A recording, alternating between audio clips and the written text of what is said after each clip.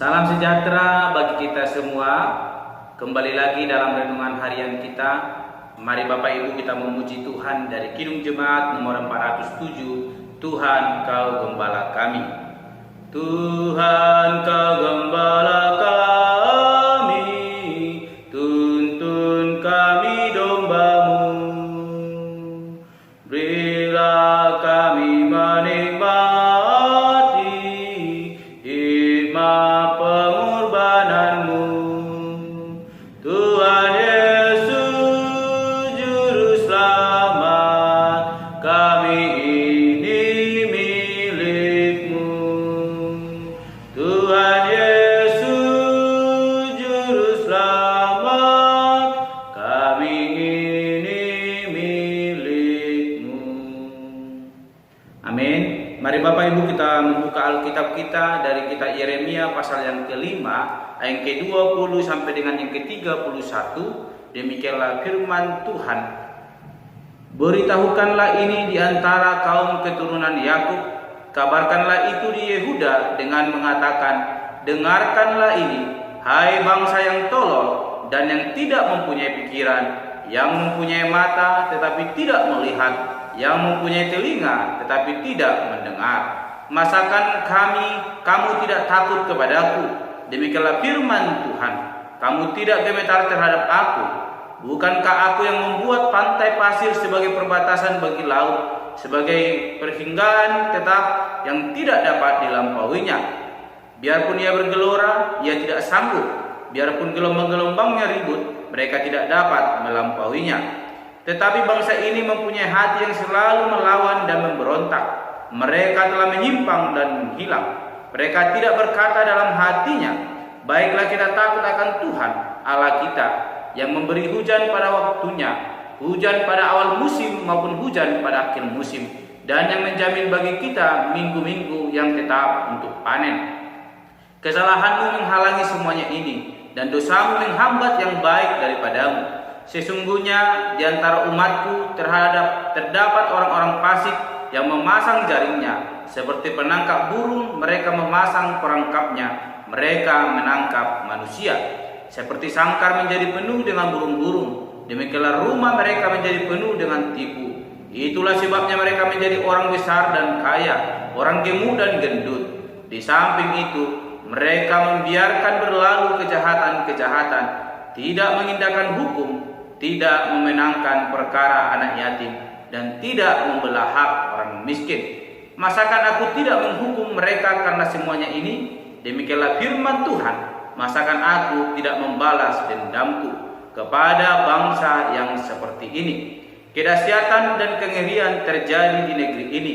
Para nabi bernubuat palsu dan para imam mengajar dengan sewenang-wenang, dan umatku menyukai yang demikian. Tetapi apakah yang akan kamu perbuat apabila datang kesudahannya? Amin. Bapak Ibu saudara terkasih, hari ini kita akan merenungkan firman Tuhan dengan tema hukuman Tuhan.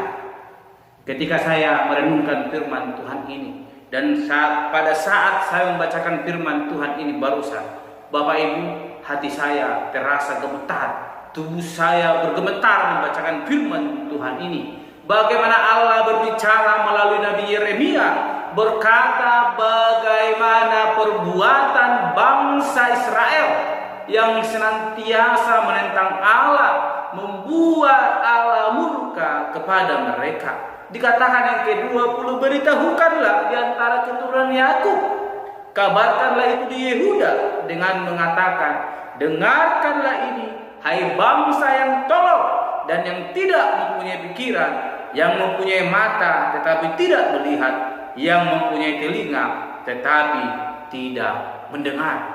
Betapa kejamnya pernyataan yang dinyatakan Tuhan kepada bangsa Israel.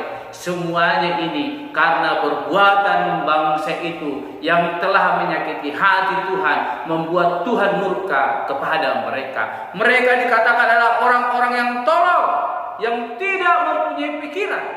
Mengapa Allah berkata demikian? Allah telah memberikan mereka segala sesuatu yang mereka perlukan. Tuhan telah menolong mereka dalam setiap persoalan mereka. Ketika musuh-musuh mereka datang menghampiri mereka. Allah menjadi benteng di tengah-tengah kehidupan mereka yang memberi kemenangan dalam hidup mereka. Namun ketika mereka menikmati anugerah Tuhan, mereka lupa bahwa semua itu karena pertolongan Tuhan. Mereka mengandalkan diri mereka, ikut akan keinginan dunia sehingga melupakan Tuhan. Sehingga Tuhan dengan keras berkata melalui Nabi Yeremia mengatakan bahwa bangsa itu adalah bangsa yang tolol, yang tidak memiliki pikiran. Bapak Ibu, ketika saya membaca ini, hati saya merasa sedih. Sebagai orang percaya kita rindu disayangi oleh Tuhan. Seperti seorang anak bayi ketika bersama dengan orang tuanya dia merasa tenang. Dan ketika tidak ada orang tuanya dia akan menangis supaya orang tuanya datang menggendong dia, memberikan ketenangan dalam hidupnya. Allah tidak pernah meninggalkan bangsa Israel. Allah senantiasa menggendong mereka, menimang bangsa itu seperti seorang bayi, membuat tenang. Namun ketenangan yang Tuhan berikan, mereka lupakan, mereka mengikuti keinginan dunia, melupakan Allah. Dan dikatakan bahwa mereka mempunyai telinga namun tidak mendengar. Mereka memiliki mata namun mereka tidak dapat melihat. Mereka sama seperti orang buta dan seorang tuli yang tidak dapat melihat dan tidak dapat mendengar.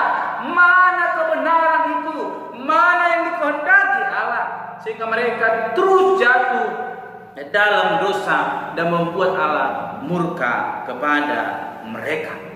Bapak Ibu saudara terkasih, seorang anak rindu akan kasih sayang, namun bangsa Israel tidak merindukan kasih sayang daripada Tuhan, sehingga Tuhan murka kepada mereka, sehingga Allah menghukum mereka. Dikatakan di ayat yang ke-25, kesalahanmu menghalangi semuanya ini, dan dosamu menghambat yang baik daripadamu.